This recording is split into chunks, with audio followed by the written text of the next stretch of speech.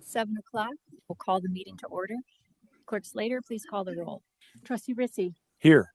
Trustee Nordhook. Here. Supervisor Lesbrance. Here. Treasurer Corstange. Here. Trustee Nordike is excused. Trustee Shipley. Present and counted for. And Clerk Slater present. Please rise for the Pledge of Allegiance.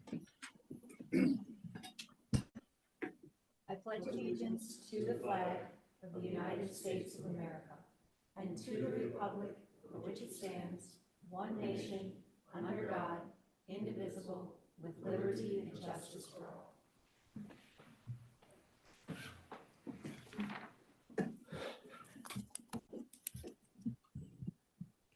Is there a motion or discussion for approval of tonight's agenda? I make a motion to approve the agenda as presented for this meeting. Support. It's a motion by Trustee Shipley, supported by Trustee Rizzi to approve the agenda. All in favor? Aye. Aye.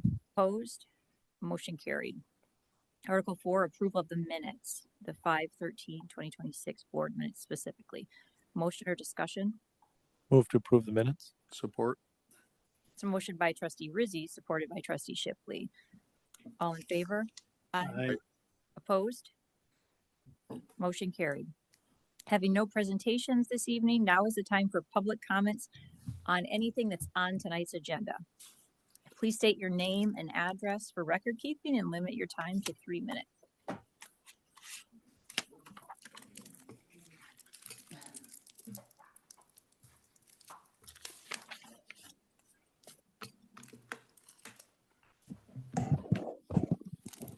Hello, Scott Van Salkema.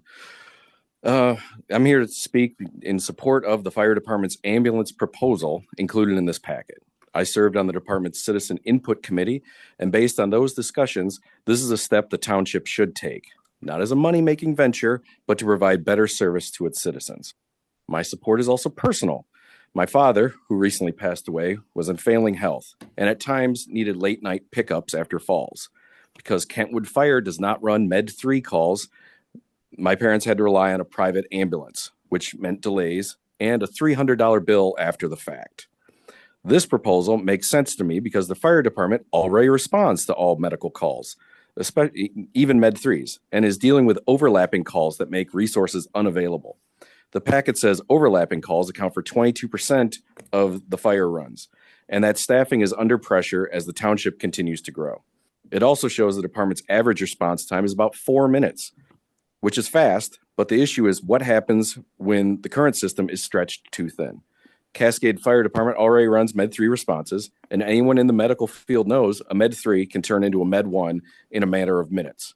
Having our own ambulance would allow for immediate transport when needed, given that private ambulance response times are typically around 30 minutes or more. In many cases, the fire department could have the patient loaded and already on the way to the hospital before a private ambulance would even arrive on the scene. What I also appreciate in the proposal is that this is not being presented as an immediate launch. It is a next step concept, approval that would authorize staff to develop quotes, agreements, policies, financial projections, and a full program plan for later board consideration with final legal, medical control, licensing, and township review when required. The packet also says the intent is to improve resident service, preserve emergency response readiness, and support a financially sustainable model without a tax or millage increase. I also support the facility study. I worked for buildings and grounds in the late 90s, and even then the recreation park maintenance shed was not in great shape. I can also assume it has gotten worse over time, and the maintenance building in Burton Park is also impractical. Fire Station 2 is basically just a large house, and it is in need of a lot of work as well. A facility study seems like a sensible way to look at these needs in a more complete and orderly way. To me, these are practical, service-focused steps. We have strong departments and facilities that deserve attention, and this gives the township a chance to plan responsibly before problems become more expensive. Thank you.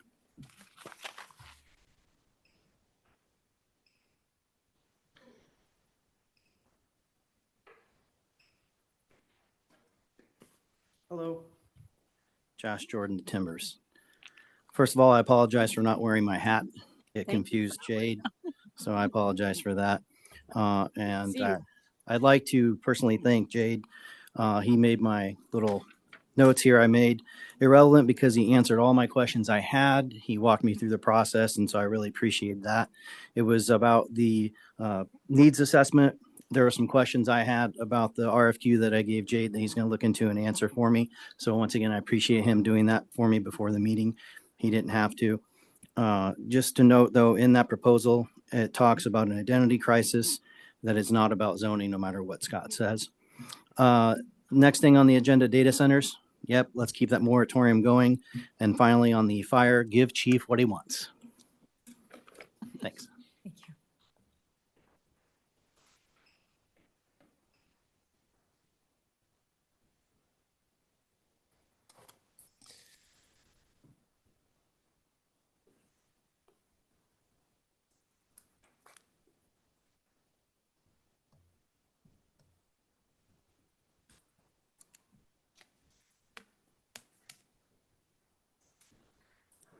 Approval of consent agenda, Article 7.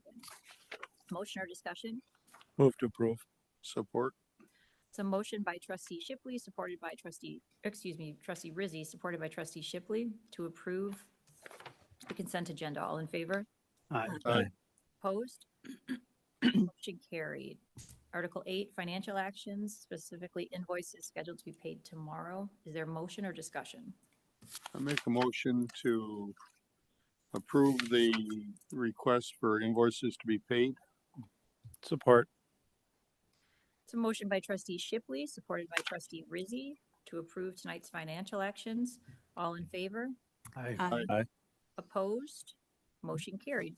Having no unfinished business this evening, Article 10, first item of new business, Resolution 023-2026, which would authorize road closures for July 4th, Independence Day 2026, parade and celebration. Manager Smith? Thank you, Supervisor. It's pretty self-explanatory. This is pretty standard. We do it every year, working with the Sheriff's Office, but this is a resolution to approve the closure of the roads for our Independence Day celebrations and parade. I make a motion to approve the resolution for authorizing the road closures. The township has worked diligently in the past several years to minimize impact on the community, and I thank the fire department and township leadership for that. Support. It's a motion by trustee Shipley, supported by treasurer Corstans to approve resolution 023-2026 as presented. Clerk Slater, please call the roll. Trustee Shipley, Yes, indeed. trustee Nordhook, Yes. trustee Rissy, Yes. treasurer Corstange. Yes. Clerk Slater, yes. Supervisor Lesterance. Yes, motion carried. Next item of new business, resolution 024-2026. This is the data center and cryptocurrency mining facility. Manager Smith? Thank you. This may seem like it's been redundant on our agenda quite a few times, so I'm just going to kind of walk through why we're passing this resolution tonight. If you recall, back in February of 2026, there was a police power ordinance that was introduced, and then it was adopted at the first meeting in March. That police power ordinance, from a policy standpoint, the board put that in place and then directed this to the Planning Commission to conduct the actual zoning ordinance amendment. They held a public hearing on March 16th in regards to this. And then on March 25th, the board actually introduced the zoning ordinance amendment to address data centers and other emerging land uses that may come before the board in the future. And that was then adopted on April 22nd. That zoning ordinance is now in effect. So this, and what that does is it allows the board to go ahead and pass a resolution for data centers and any other emerging land uses in the future to set these moratoriums. So this, I want to say, probably the easiest way, this is buttoning it up and covering all of our bases when it comes to the moratorium. So you have the police power ordinance, which is in effect, the zoning ordinance, which has been amended, and then tonight the resolution. We'll put that in place for the next 6 months. Do we need to do anything, Jade, about the police power ordinance as it being temporary or just for now? No. Mm-mm.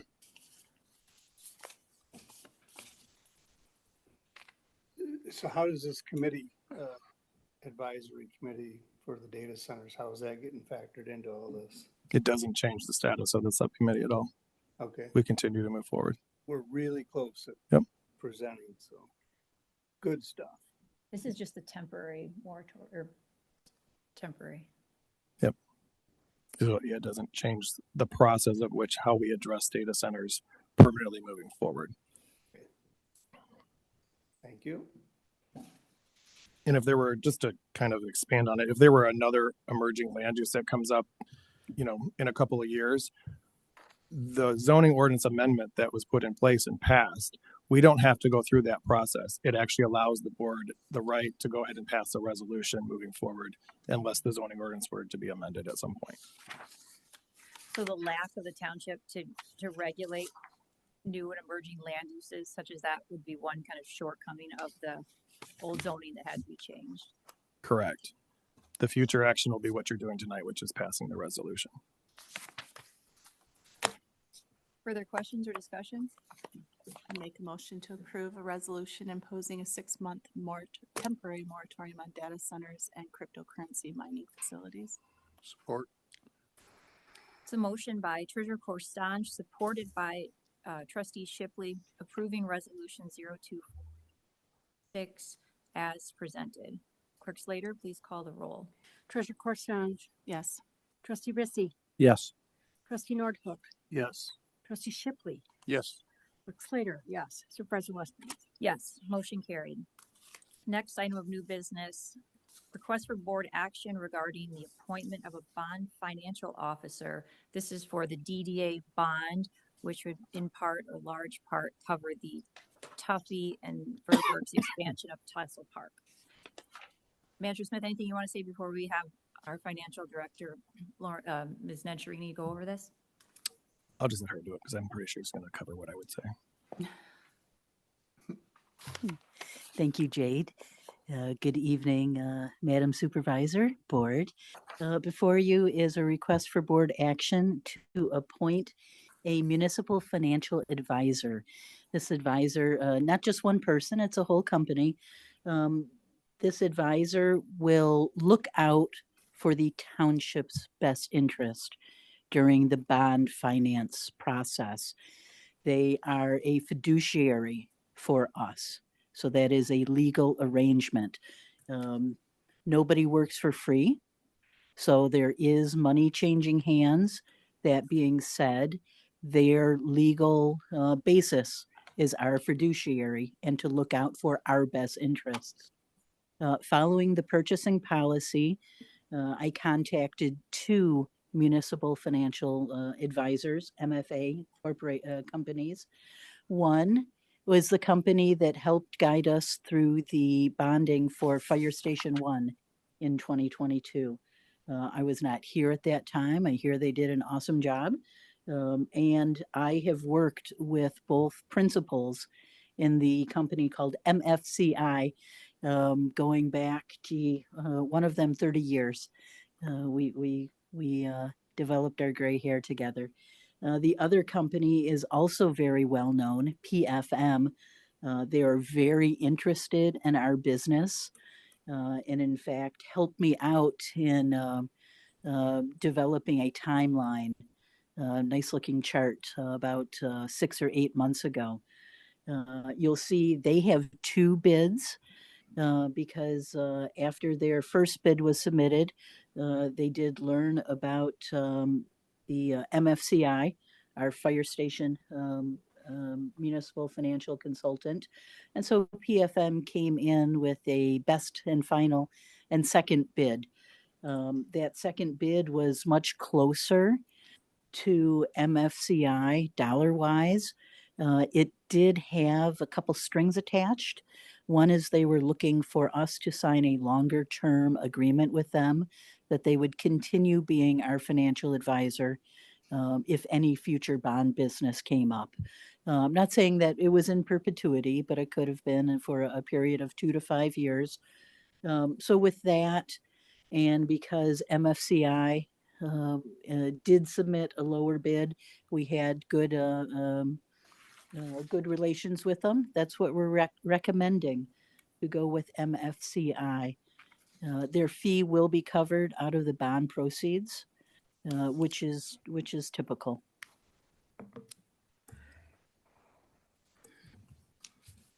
Is this a standard part of the bonding process, Lorna? Oh, it absolutely is. We can't get a bond done without a financial advisor.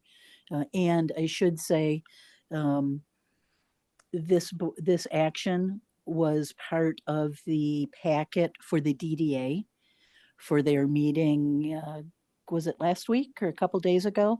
That didn't happen because they didn't have a quorum. So we'll present this to the DDA at the next opportunity, which I believe is next week. So this was not in any way bypassing the DDA. We just really wanted to get this moving because the plans for Castle Park are going forward. You know, I don't like dealing with any company that has strings attached. Yeah, I'll do business with you, but I won't get guaranteed business in the future, like what you already stated. With that, I make a recommendation for approval of MFCI as a municipal financial advisor for the DDA bond. And let's get this park done. Support. It's a motion by trustee Shipley, supported by treasurer Corstange, to approve the firm MFCI as the municipal financial advisor for the DDA bond. All in favor? Aye. Opposed? Motion carried. Thank you, Lorna. Next, we've got a request for board action for the facilities study, specifically consider the approval of the contract for the phase that's attached in the proposal that's in the packet, not to exceed $75,000. We've got our Director of Operations, Brian Wilson. Thank you for being here. Thank you. Good evening, Supervisor, Board. Yes, so we've got in the packet the RBA for the facilities study. Just a little history. This was approved in the CIP back in September, became part of the 2026 budget. In February, we put out an RFQ, received 6 very good responses. A team of staff went through those, held a couple rounds of interviews, and we're here to present the selected candidate for approval. The scope of the project really is to evaluate all of our current facilities. We did leverage data from a previous study back in 2019 before Fire Station 1. So that was going to be a cost savings for us. We want to identify and prioritize any deficiencies in our current buildings, and then also project the needs of the community long-term, be able to analyze any current opportunities that might be present.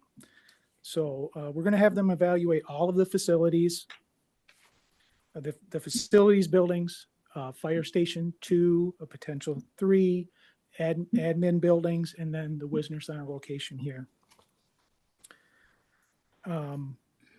So after all that review of the candidates, we're here to present Intersect. They're a West Michigan-based company with offices in Grand Rapids and Kalamazoo. They have strong municipal experience and really the best understanding of the scope of the project and the deliverables that we need so the board can make good decisions for the future. Another item of note is they partner with 5 Bugles. They're a highly respected firm that does a special fire analysis. The total project timeline is 12 to 16 weeks. And the fixed fee cost for phase 1 of this planning project is not to exceed $74,750. So I would recommend approval of this contract for services with Intersect for facility study phase 1 as described in the proposal in the packet. I also have Bill Leditka from Intersect here that can answer any questions or if you have any questions. Brian, I got a question for you. Do you recall the last time we had a facility study done for the township? 2019 is the last one. That was the last one. Yep, and that involves some community participation. It's a good basis for this study. Okay. We're going to during this study, are we also going to consider community and resident involvement or needs? I think we're going to leverage that existing information. I don't think much changed from then. Okay. We want to build off of that and not have that expenditure again. Okay. So last question for you, and perhaps you can't answer this, but I'm going to ask anyways. Does this contractor, the Let's see. Does this contractor have any ties to the Metro Association? I'm not aware. Greater Metro Association? Are you referring Grand Valley Metro Council? Yes. We can ask the consultant. I don't know. You don't have any financial interest with the Grand Rapids Metro Council? I'm not even familiar with them. Very good. With that, then You said this is phase one. How many phases are there? Well, the deliverables on phase one is to do the analysis and say, hey, this is what we see the needs are and the opportunities are. From there, it's completely at the board's option if there's anything that they want to pursue. And you mentioned the Wisner Center. We just got done with this one. Yeah, I think some of the things that we want them to look at are maybe things we haven't thought of, like how are we growing do we have more programming needs for seniors or the community, and where do we house that? And we've done a lot of work to all of our buildings and finishes and recently, but this is kind of a broader long-term planning project that gives you the information you need to make good decisions. Go ahead, Sue. One of the things I think would be really fun would be to have all of our voting equipment in the same location as Township Hall. Can you do that? It would be so great if we had everything in Township Hall. Does that mean everyone would vote in Township Hall? We could actually use that for one precinct, but anytime we have to test equipment, come look at our equipment, come do anything election related. We have a lot of meetings over here as well, but anytime we have to do anything like that, other than like I like having early voting here, but other than that, having all of our equipment in our township administration building would be amazing. So that's I have like a bunch of chicken scratch that I just wrote down for questions, so I'm hoping I can read my own chicken scratch. I'll start with what you just said. Will this include voting precincts? So I don't think the precincts are included. This No. is just looking at our current facilities. Okay. Yeah. And then Wisner Center, what Timmy had mentioned too. I know we have gotten lots of complaints about not having availability in the Wisner Center, so I do think that is a good piece for them to be looking at what is happening here, what potential we have that we're missing, and where we can put that in other places. Without getting too deep into the budget piece, the 74,000 is well within what we budgeted, or is it? Okay, I know they're in the room and this is only phase one, so I don't want to let them know No, exactly. It falls within the allocated budget. All right. That was approved by the board. Okay. And then when you talked about surveys with the last facilities review, I think our strategic plan survey would be really important to provide for them too, because that was more recent, but it covered a broad, a bunch of things within the community that gave community feedback on what our residents wanted. So I think that would be really important to provide for them to be able to use that data as well. And the 2019 study that you referenced, was that specifically for the fire station and admin building, or was it as broad of a coverage as this one? It did address some of the other buildings that we're going to be looking at. Okay. Yeah. Interesting, because they were all old then and nothing was done, so I don't know why. Okay. I think that's all. Just my other thing is just my comments that it's obviously the prudent thing to do, that we have a growing township, and, having an outside neutral source looking at what we currently have, not what necessarily people within each department wants or thinks they need. Having somebody look at how much we've grown and seeing what we really need and what would be best is really important, and I do think it's the right thing. I just had some follow-up comments after Brian spoke, just to address a couple of things. So Josh had mentioned earlier that he had questioned some things on the proposal that's in the packet. So the proposal, if you award the consultant tonight, will go to the attorneys to actually firm up the contract between the township and the consultant. And then also, if you did read the packet, there is some verbiage in there, and they state that we have an identity crisis. And I just wanted to explain that because someone else may read that sitting at home too. I use that in the context of when we actually were interviewing the consultants, and they asked, I believe, about, what are our biggest concerns with our township facilities and needs. And I truly felt like that was the words that came out of my mouth. And I felt that was prudent because we're sitting here in the Wisner Center, which you said we just spent money and we upgraded. However, is this the best use for this facility? It's not so much about the state of what it needs as far as from a physical standpoint, but it's going to look at also the uses and then look at Township Hall and say, okay, are we in a building that actually is going to sustain us for the next 20 to 25 years? Well, we sat here 2 years ago and put money into it to put additional seating and office build outs, and we're still already at capacity with no additional meeting space.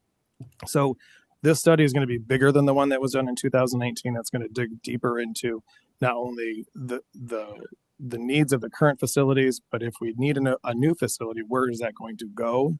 And then plan and look at trends that the township is experiencing when we're planning out for future facilities. So phase 1 is written on this. Phase 2 is completely up to the board. At that point, when we take all the information and say, yes, X building may be the next one to go, and this is what we're going to make as the priority. So this is going to look at the entire township, all the assets. I sat here and chicken scratched what's wrong with all the buildings that we have, and we could pick them apart. I'm not going to sit here and do that, but there are needs in all the buildings. Probably the biggest one to talk about is Fire Station 2. We knew that was in the CIP to put a lot of money into the restoration of that. Is that the right way to do it? Is in the right location? That's not where the growth of the township is. So we need to strategically look back and say, this is the right business decision for the township moving forward. And what we're doing with taxpayer dollars, is it the most prudent? The other thing, we've had residents talk about property that we own within the township and whether we should keep it or whether we should not. And that's part of what they're going to look at, is what we currently own and whether we should be using that for something, correct? Right. I mean, if the study comes back, hypothetically says, yep, everywhere you're at is where you should be and nothing should change, then we should at the properties we have and saying, yeah, do we need those? Or build something there. Will there be flexibility to consider when we talk about growth and what the growth patterns are, the zoning that's up in the air? And I know the last time we did the facility study in 2019, it was before my time, but at that time, township leadership was anticipating a lot of growth, light industrial type growth, and then high density residential on the southwest part of the township, which we've completely curved and pulled that back. So, and then we worked hard in the zoning to rein in kind of this steep increase in growth, but now that zoning is on hold because of the referendum. Will you guys be able to communicate with them that Yes, there's flexibility to know, like, we're basically that the majority of residents don't want to grow a lot, but we understand that we have to grow some. yeah, The goal is not to grow. I think going back to the community engagement part, because that was asked as well, and part of the reason that we're not doing community engagement with this is because we're looking at the actual business needs of the facilities, regardless of what that input was. We got that input. So this is that, the individual needs. And then if there was something that was decided that, a decision made that we needed to build something, before we do that, there would be community engagement on how they would feel about that particular building or buildings or amenities that would be budgeted later. Because I think if you listen to like outside voices or groups from outside of the township, there's a lot more of a push for. Yeah, and not to downplay, but I think that this study here has the least to do with any sort of zoning. This is purely a business Facility. business task to look at what's right for the residents from what we offer from services as a township. Well, we need it for planning into the future.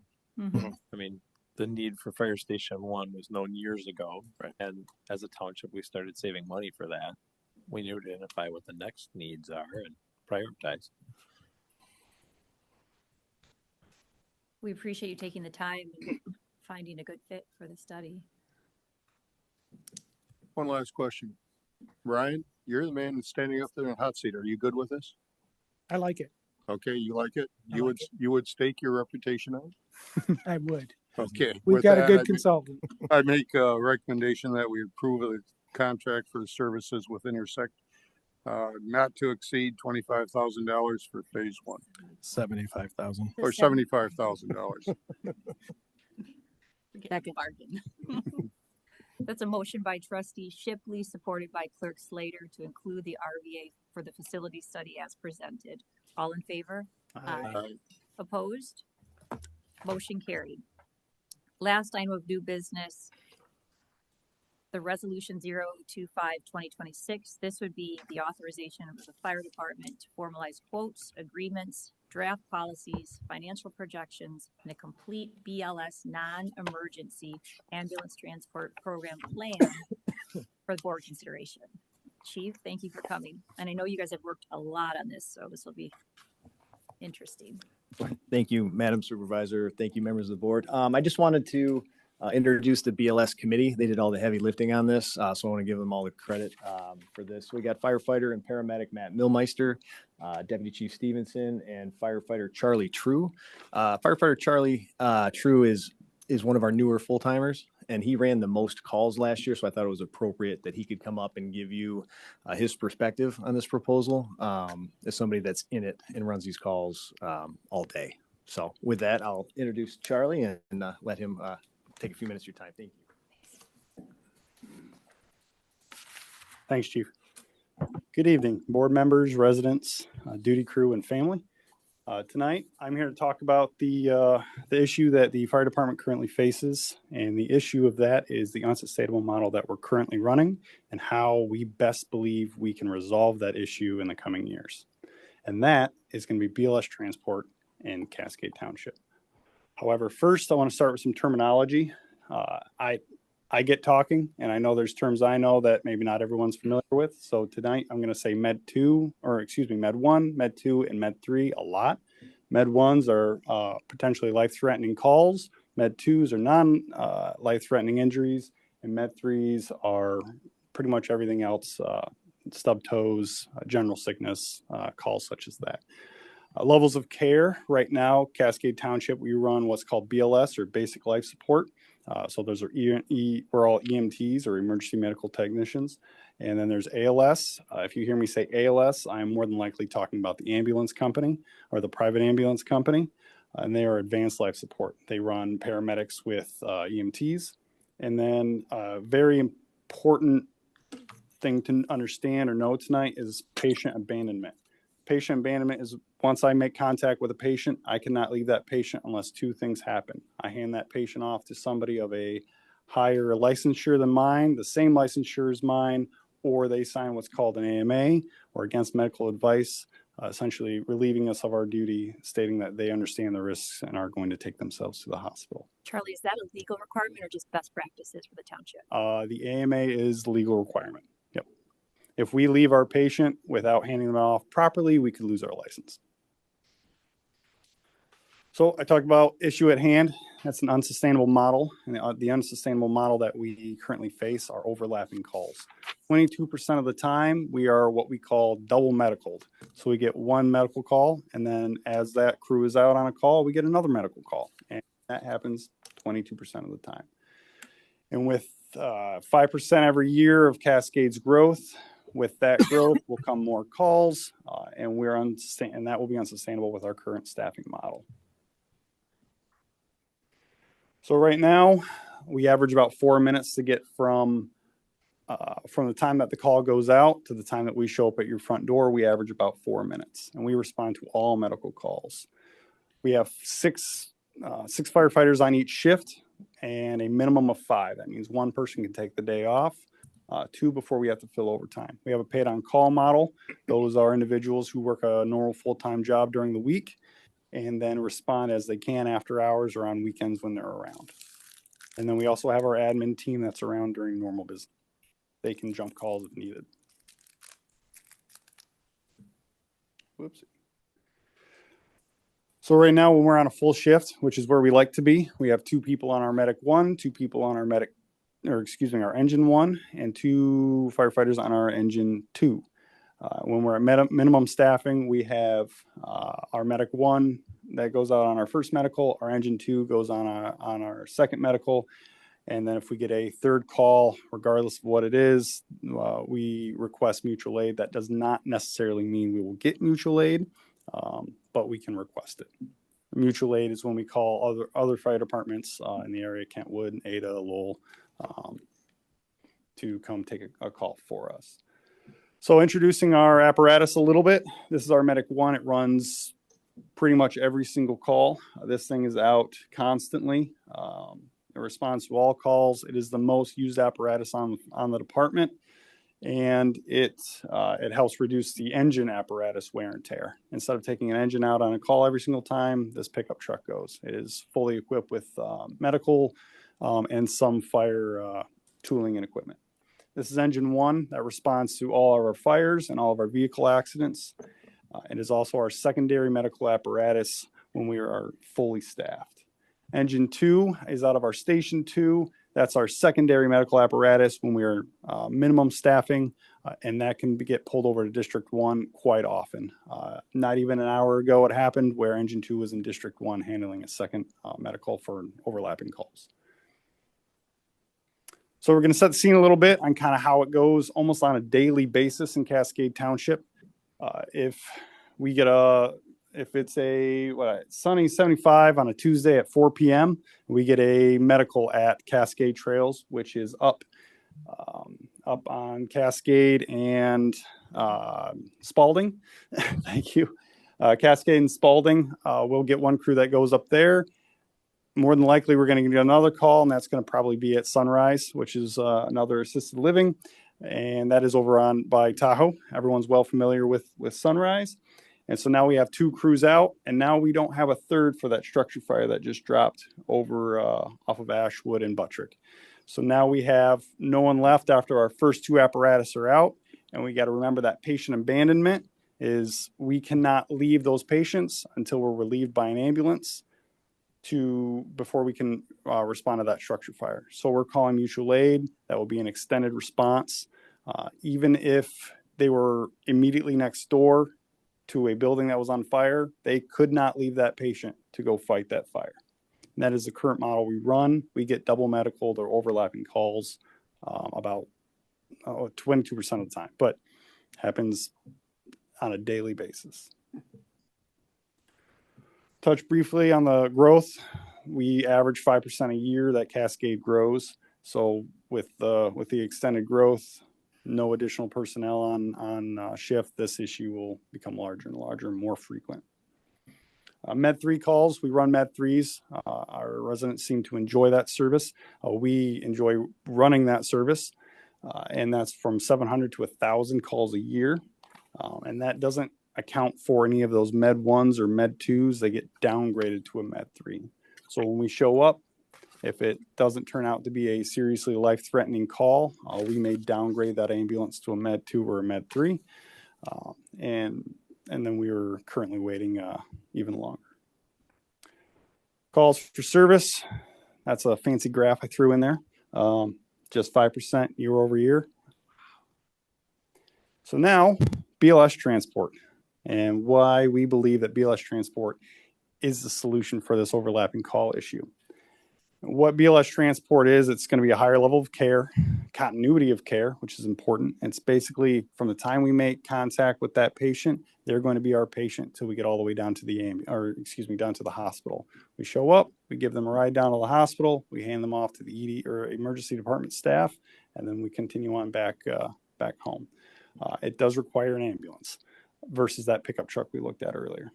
These are all going to be lower priority BLS transport and not ALS transport.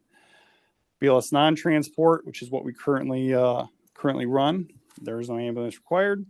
And once we hand off that patient, our care with that patient is now ended. With non-transport, as we've stated, it's going to be unsustainable long-term, the way we look at it. And with transport, we could offset. Excuse me, that slide, it was supposed to be deleted. So in our strategic plan and our SWOT analysis, our SWOT is strengths, weaknesses, opportunities, and threats. We found we are most efficient with six on duty or our full staffing when we can run 2 in that medic and then staff both engines with 2 firefighters each day. And then our citizen committee, as I know we heard earlier, is definitely in unanimous support. So why BLS Transport and Cascade? I think the biggest one is going to be our improved service to our residents. And the improved service is going to be, we get there in 4 minutes. That's our goal, is 4 minutes from the time that call drops, the time we get there. We can get them into our ambulance and on the road to the hospital at a much faster pace. Where private ambulance, their goal is about 25 minutes to get from when they get that call to get to that Med 3 response and our continuity of care.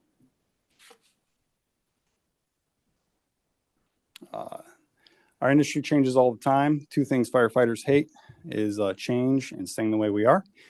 So we like to stay ahead. We want to be proactive versus reactive. With additional training, our firefighters are going to increase their clinical competency with some additional trainings that are required in order to operate onto an ambulance. And we would be the first department in Kent County to do it. This is a very familiar model across the state and many fire departments, especially on the east side of the state. Kent County is probably one of the only counties that don't operate this way. We would be the first to come into Kent County and start operating this way. We're looking at about 700 to 1,000 Med 3 calls a year. With calls that we don't or that we see every year where we do transport versus we don't transport, that 700 to 1,000 is a pretty happy number. Sometimes it can be more, sometimes less. Revenue could support that increased staffing. And then we have some neighbors that run this model currently with success, and that would be Thornapple and Hastings. So we would reevaluate in 2028. We're going to reevaluate our SWOT analysis and in our strategic plan, which we do every 4 years. And the overlapping calls that I want to talk about is that minimum staffing. I didn't note it, but the minimum staffing, we run about 250 times a year. So that means 250 days of the year, we only are running 5, and we're running this model. So it's actually pretty rare that we're running that full staffing, where BLS Transport would give us the opportunity to run a 6 minimum. And that is where we would run more efficiently.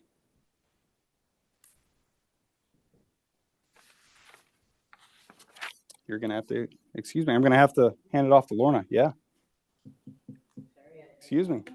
They were, and I saved it onto the drive, and it is not saved onto the drive. So if you excuse, I'm going to hand it off to Lorna, and I'm going to fix that real quick.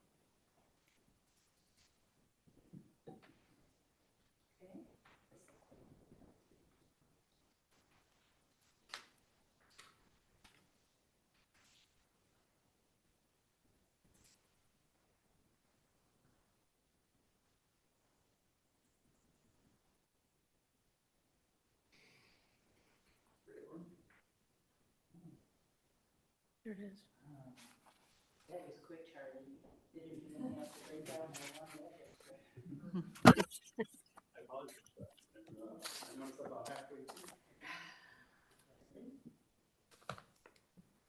Good evening again. Don't know how I can follow up that awesome presentation, and we already have community support. So I'm here to speak to the BLS startup costs, the operating costs, and then what revenue we could generate. And all of these models, you'll see that we have 3 columns, a low, a high, and an expected, either costs or revenue. So if we talk about startup costs, it's, hey, what do we need in front of us to start this service? Now, the first thing is, Charlie had mentioned, it really wouldn't be good form to transport a patient in the back of a pickup truck. So the first thing we would need is an ambulance. You can go between a referred and a new, so you can see the low and high. Of course, that would be an $80,000 bare bones used, about $250,000 for a new. And right now we're expecting that we could probably get a used, licensed and set up for Michigan. service for about $120,000. And I won't go through all of these items, but you can see there is a decent handful of items. I will say the PHTLS training at $10,000, that is for the whole department. That's not just for the 4 or 5 people that would be on shift at a time. And that is pre-hospital trauma life support. So that is a PHTLS training. If you're looking at new hires, we have a little bit of new hire costs. And then we have a concept of a billing startup because there is revenue as part of this model. For this slide, if you could remember that bottom right, lower right number, that expected of 149,250, that's roughly about $150,000 to get us set up to move. Then what does it take to run this model on a daily or an annual basis? First thing we have to look at, and Charlie alluded to, is personnel costs. So we have wages and benefits, quite a large range. The high is about the double the low. And if I could come off of this page for one moment, let's take a deeper dive into personnel and the assumptions. We have wage rates. I will mention there's a difference between a part-time employee and a paid on call. A paid on call has to live within 8 miles of township border. And the whole point is if they're needed, they need to come running if they're available, and it's paid on call. There's also the concept of a part-time. And that would be, say, a professional firefighter from another community, say even Lansing. And this firefighter knew that there was a shift open. And when we say a shift, that is 24 and a quarter hours. It's not an 8-hour shift, it's a long stretch. So a 24 and a quarter hour shift may be attractive for other, say, professional firefighters that work their main in another community. And they are not restricted to the 8 miles that a paid on call would be. As Charlie has mentioned, we're looking at 250 shifts. So that's 250 shifts of 24.25 hours. So we're talking about 6,000 hours. This is a good chunk of time that we're looking to fill to run a BLS. We have basic work comp rates, overtime work comp rates. Then for the low on the page, I don't have a pointer, that would be the low way of staffing the 250 shifts would be to use exclusively part-time or paid on-call firefighters. There's also a different model that we could depend on our current staff and up the overtime. At some point, though, you may get into burnout, and those are a lot of shifts. Yeah, I see yeah. Another way of staffing is, well, let's just hire full-timers. So that last line on this page shows the cost for one full-time firefighter. And because of the way the shifts run, we actually need 3 full-time firefighters to fill this. So that would be, if we go back to the operating costs, the low of 188 is all part-time and paid on call. The high would be 3 full-time firefighters, wage, benefits, retirement, the whole shot. The expected is a 50-50 blend of the paid on call and part-time and overtime. The group, everybody involved, thought it would not be appropriate to start up and have a new project that we know that we're going to evaluate for the strategy in 2028 and go out and hire three full-time firefighters without knowing their future. Right now, we're in the process of preparing a grant application for federal funds for a safer, SAFER, fire grant that would actually provide for at least the first year a majority of the funding for we would apply for 3 firefighters.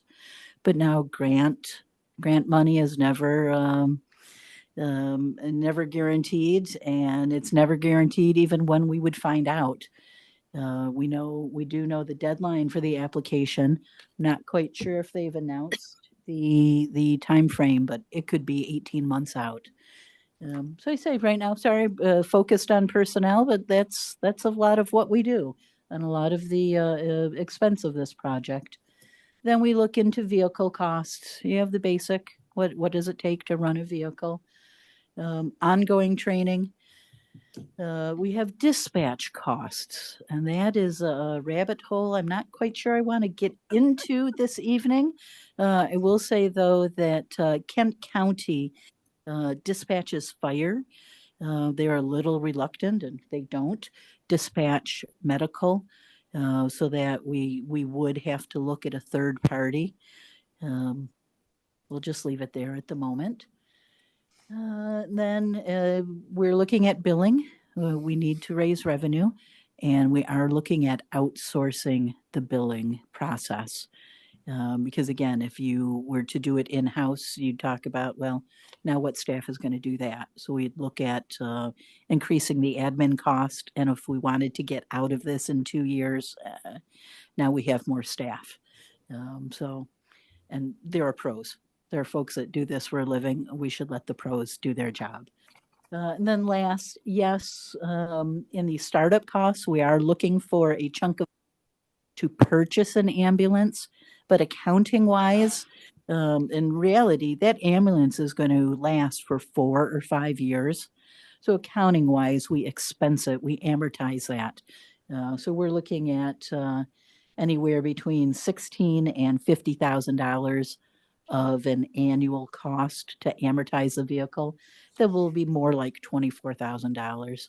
Again, from this slide that, I can always get into the weeds and do my Krispy Kreme presentation till your eyes glaze over. The main number on this slide, and again, is your bottom right corner.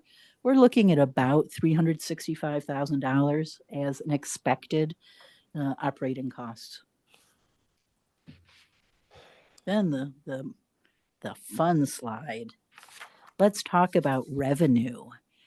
We have never talked about revenue in fire except to look at millages. And this was actually, we would look at billing insurance companies and hospitals for the service. So we have revenue assumptions, again, low, high, and expected. Charlie had mentioned the number of calls for transport.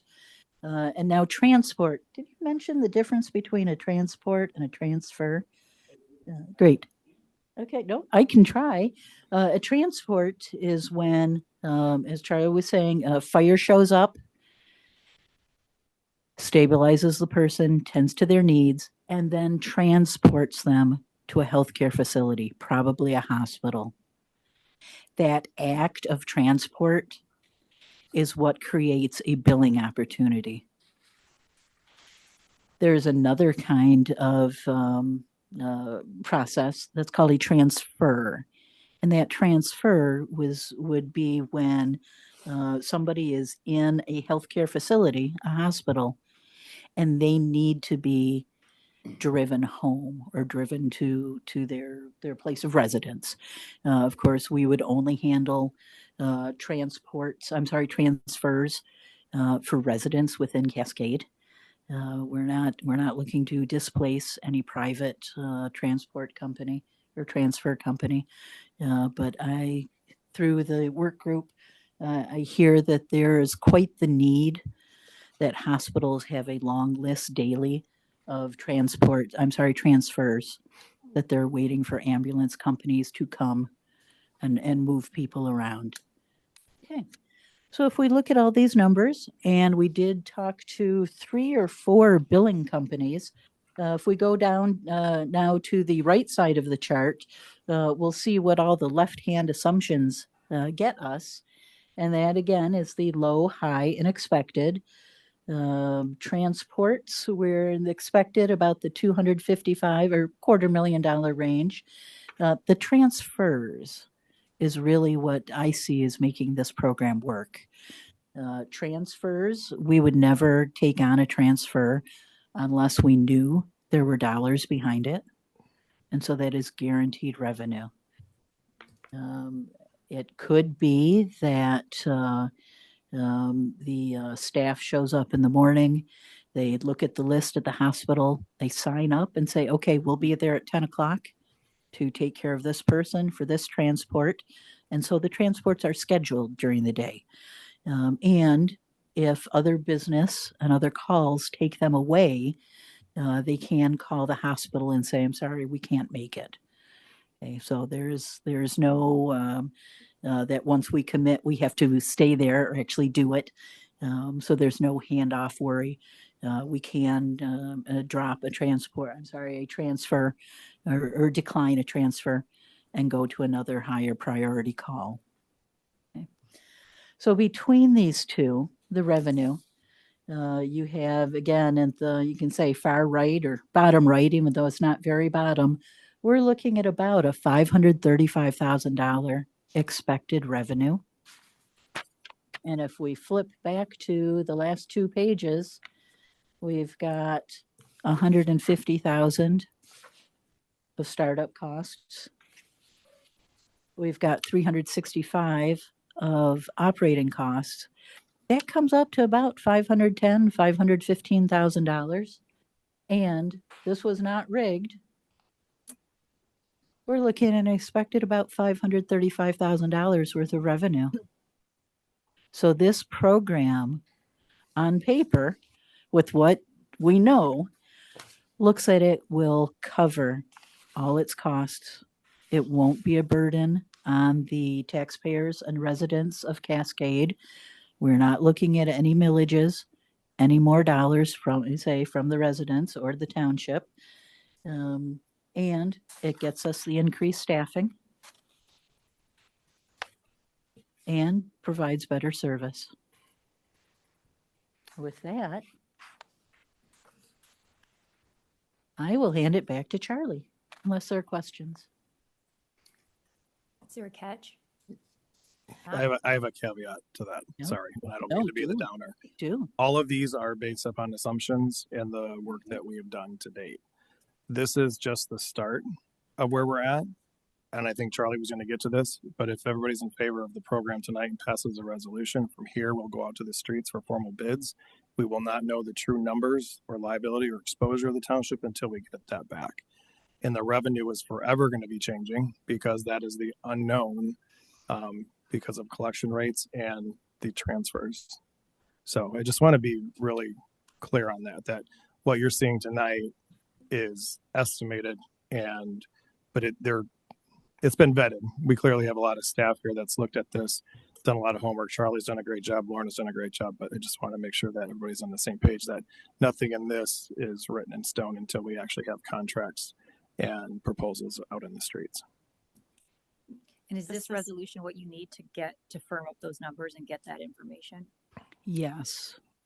We would prepare RFPs. We would receive solid quotes and work through with the vendors and the billing companies really what they believe we would expect, and get firmer numbers, again, to come back to this board for the final go-ahead. So this is just a formalized quotes and a plan, but we're not at all committing ourselves to that program yet, even if it makes sense. That's correct. I felt, I won't speak for the group, I felt very uncomfortable with the concept of talking to vendors without having board backing. I thought we were just going a little further than I wanted to.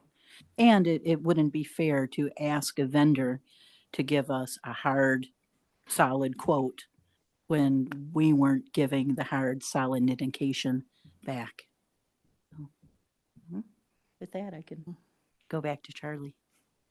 Yeah, I have lots of comments, but they're detailed ones that we're not ready for right now in any way. I think one question I know I've asked already, but I just think it's important for everybody Absolutely. to know. How many ambulance service companies service Kent County? There are three major private ambulance companies that service Kent County. That is Life EMS, who services Cascade, AMR, who services mainly Grand Rapids, and then there is Rockford Ambulance. They do a lot more north of town and east of town. But for us here, there's just one. Just one. One, unless like how we have mutual aid, they also have mutual aid agreements. So if they're really busy, they will hand it off sometimes to Rockford or AMR if they have to. Okay. And Michigan does not have a certificate of need for ground ambulance, correct? I'm sorry, could you ask that again? Michigan does not have a certificate of need for ground ambulance, correct? It's only for air ambulance. Correct. So we have the ability to do this. It's not correct. Yep. Regulated by the state under the certificate of need program, correct? We've already spoken with Kent County EMS and they're fully on board with Mm-hmm. Right. We also talked to the state of Michigan too about the process. Yes, because that's the key, because the state of Michigan is very weird with its certificate of need program with certain things. So I think that's really important just to know that currently we have one option, which is sad. It really, I mean, it's sad.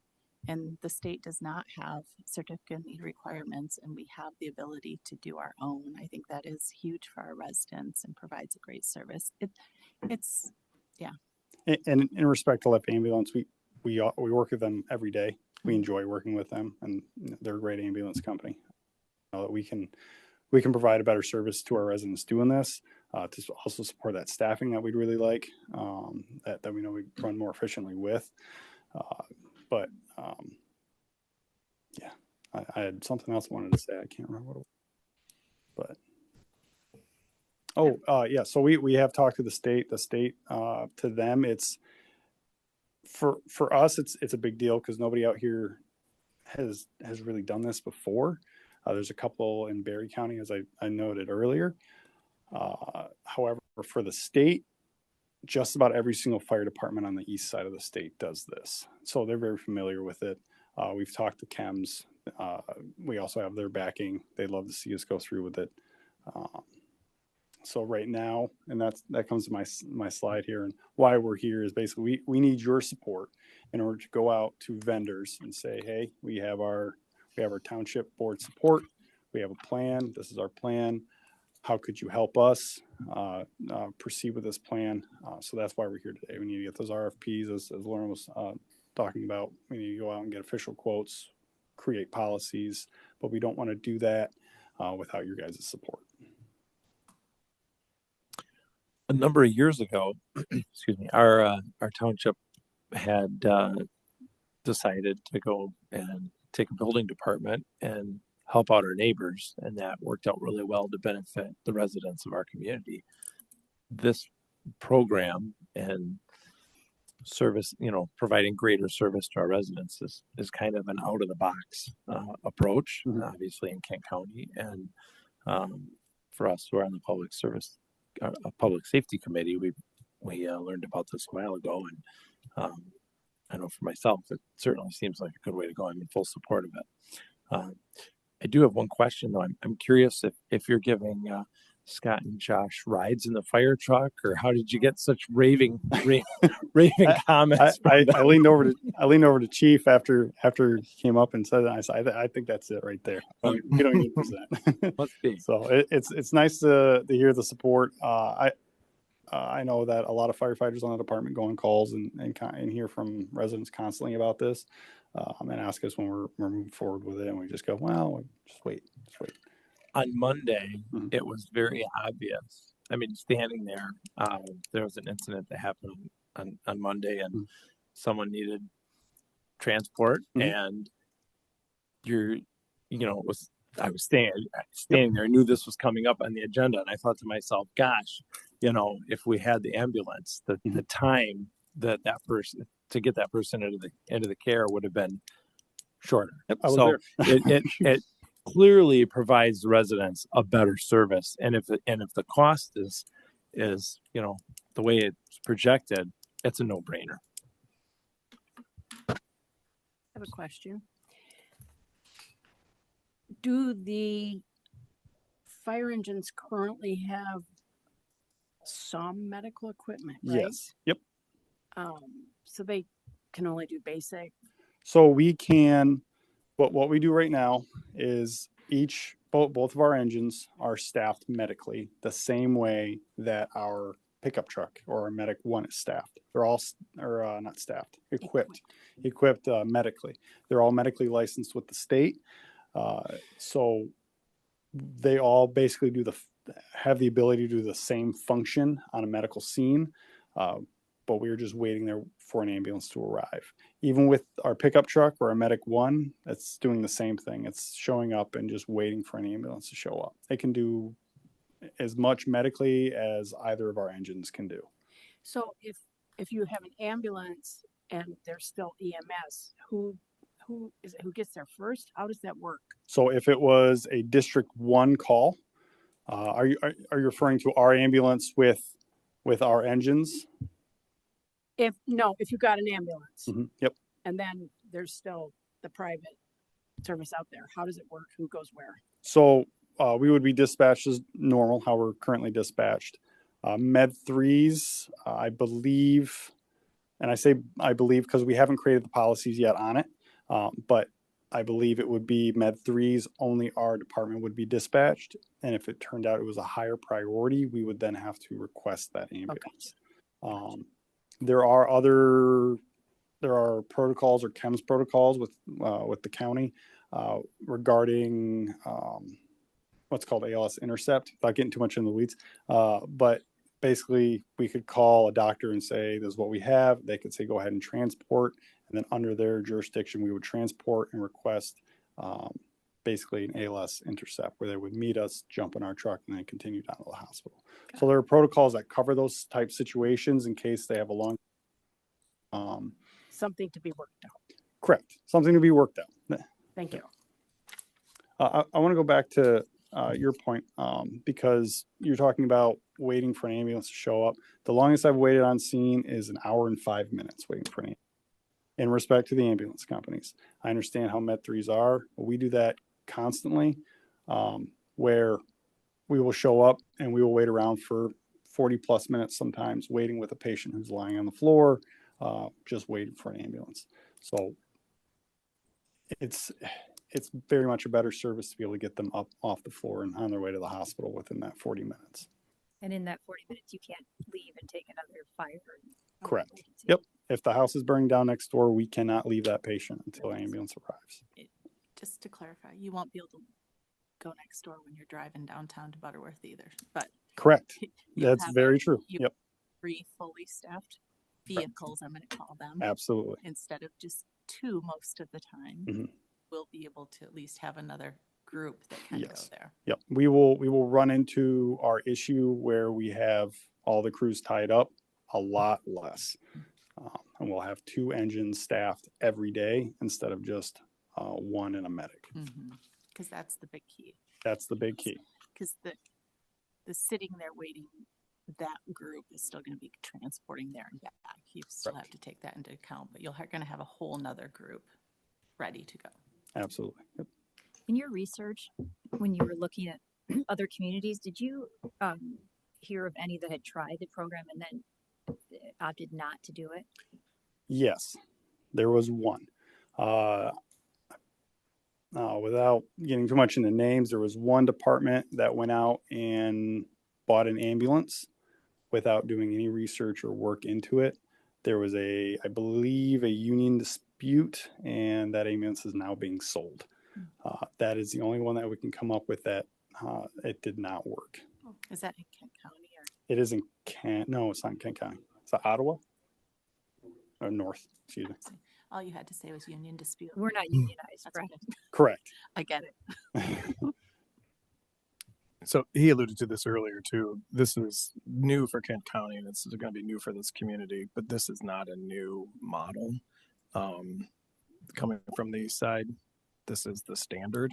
and actually full ALS is the standard in a lot of departments. So the resources that are out there within the state to help us succeed and actually pull this off, they're plenty. And fire departments are tight across the state, actually across the country. So there's so many resources out there for us to get in touch with and kick this off and do it the right way. Hi, it's me. Mr. Shipley. Hi, firefighter True. How are you? Good. How are you? Got some questions. Absolutely, sir. Don't call me sir, and I won't call you a real nasty name. All right. Med 3s frequently get upgraded to Med 2s, sometimes even Med 1s. Yep. And I understand you guys have a plan for that, Mhm. along with the other local ambulance providers, handing off the patient if you have to midway somewhere. That's good. I'm in favor of this plan, especially if it benefits the residents of the township. Mhm. And I understand that you have some considerations for transfers back to their homes or to another facility. That's good as long as it is for the resident of the township. If they want to be taken, even if they want to be taken over to Grand Haven facility, you got to take that in consideration. Dispatching. I want that narrowed down, Chief. I want that narrowed down as to who's going to be dispatching Cascade BLS ambulance. Mhm. And my backing, of course, will be for Kent County to get off their duff and do that. All right. Yep. Staffing, They will eventually. paid on call versus part-time versus full-time Cascade firefighters. Of course, I'm interested in everybody being cross-trained and wearing that blue uniform and that badge and that patch on their shoulder. I think that's where the most loyalty lies, and not necessarily, with all due respect to firefighters in general, not necessarily somebody that happens to be available from Livonia or Lansing or whatever. So I would encourage you to look into the pros and cons of that. Since this is the next logical step in pursuing a service that benefits the residents of Cascade, I make a motion that we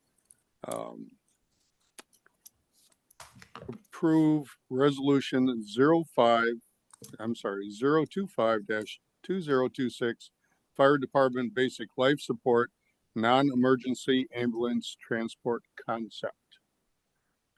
I will not I will not approve anything until these questions are resolved when you start talking about show me the money. Okay? Support. God, he is alive. That's a motion by trustee Shipley to approve the resolution 025-2026 as presented, supported by trustee Nordhook. Any additional questions or comments by the board? I have one additional question. Except for you, John. Thank you. I love I'm going to get questions. it anyways. Bring it on. Have you taken any firefighter officer courses? Not yet. You better get on. I was signed up for one and I dropped it because I went through what's called EMSIC. Mhm. I just recently got my IC because it was appropriate for this direction that Well, we're you see going. the gray hair sitting over there? They're going to need replacing someday. So get your Absolutely. It is definitely on the agenda. get to work. To your chems comment about getting the dispatch figured out, that's probably not going to happen right away. However, this is going to open a door. This program would open a door, which would then get chems more excited about getting to that point, and they would love to be at that point now. I understand that. So before the ambulance rolls out with lights and siren, oh, wait a minute, it's basic life support, no lights and siren. Get an answer for that. Yes, sir. Or Mr. Shipley. Old habit.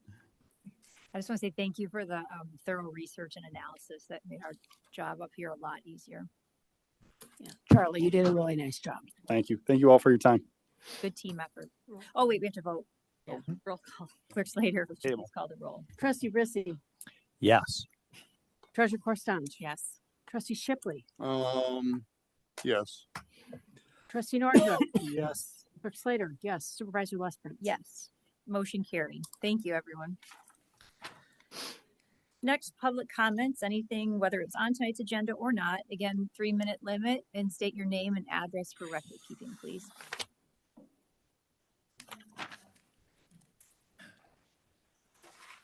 Dan Vandercock, 7200 Leighton. I really like the flower pots on the bridge. They really look good. That's all I got to say. Okay.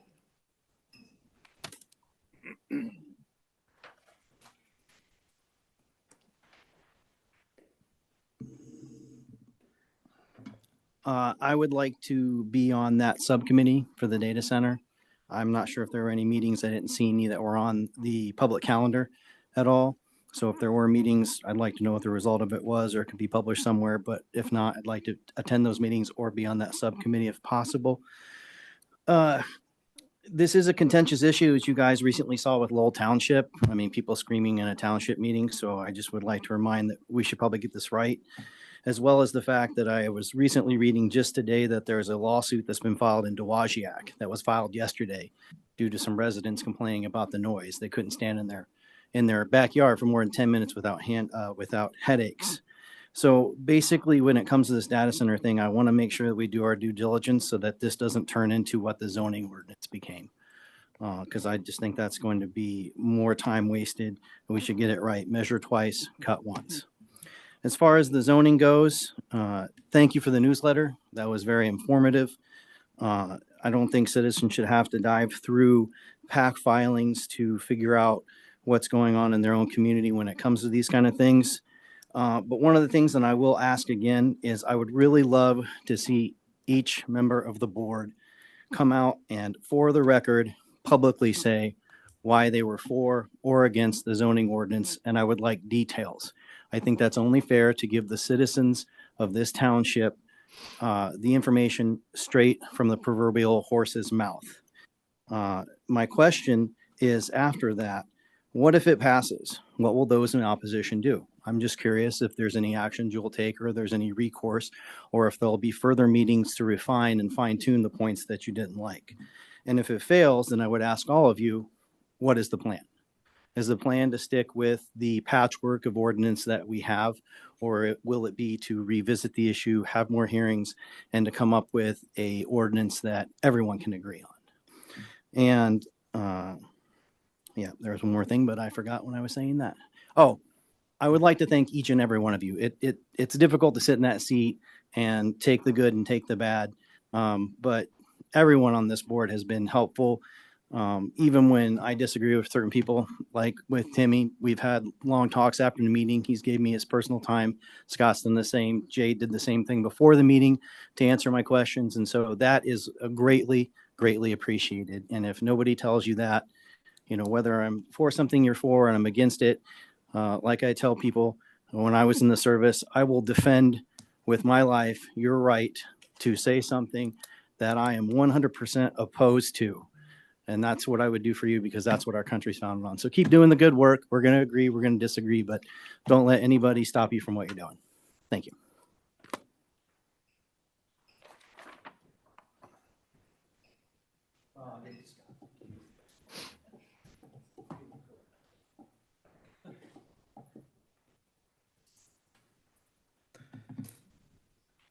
Hello, it's Scott Van Solcom again. Good evening. As I said I would during the May 13th Board of Trustees meeting when I spoke about private roads, tonight I want to address the headline claim, buildings only 4 feet from Cascade Road. That framing is misleading and flat out wrong. The 4-foot figure is a minimum setback from the lot line, not from the road itself. And even that is only the minimum. The building can be set back as far as 25 feet along Cascade Road. Along Cascade Road, parcels vary as to whether the sidewalk is in the county right-of-way or within the parcel property line. But there is typically a strip of grass or brick pavers of varying widths, plus a 7-foot wide sidewalk, then possibly 4 feet to the lot line. It depends on the individual parcel. Along Old 28th Street, the minimum front yard setback is 25 feet. Yet the email you sent out included Old 28th as also a 4 feet minimum, which is flat out wrong. According to Kent County GIS, there is a 30-foot county right-of-way on both sides of Old 28th Street. The 4 feet starts from the lot line. So when you say 4 feet from the road, you leave out the actual site conditions and create a picture that is simply not accurate.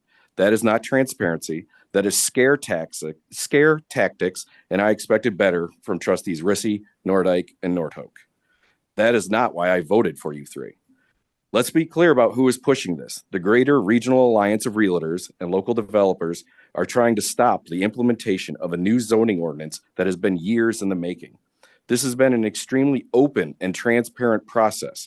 There have been numerous Facebook posts sharing community input surveys, several Cascade Connections newsletters that mentioned the zoning update, including a special zoning edition, along with numerous open houses discussing the ordinance, all before the vote was passed. The staff at Township Hall and even you on the Board of Trustees have bent over backwards to get the information out to citizens. The government cannot make people show up. Just because that group was not paying attention during a multi-year process does not make their claim that the ordinance was rammed through true. I have been paying attention to all of it, and it has been an extremely transparent process with as much information flowing out as the government can provide. The government cannot make people pay attention. And let's be clear, no building can go up just because a zoning ordinance allows a use on paper. Any new building still has to go through site plan approval, at minimum with the Planning Commission. And depending on the size and scope of the project, probably the Board of Trustees as well before construction can begin. That means the actual proposal would be reviewed for layout, setbacks, access, and the rest of site details before anything could move forward. The voters in this upcoming August 4 referendum should look at the whole picture, not just one number taken out of context and repeated by realtors and developers who have already spent more than $115,000 trying to stop the updated, much-needed new zoning ordinance. Thank you. Thank you.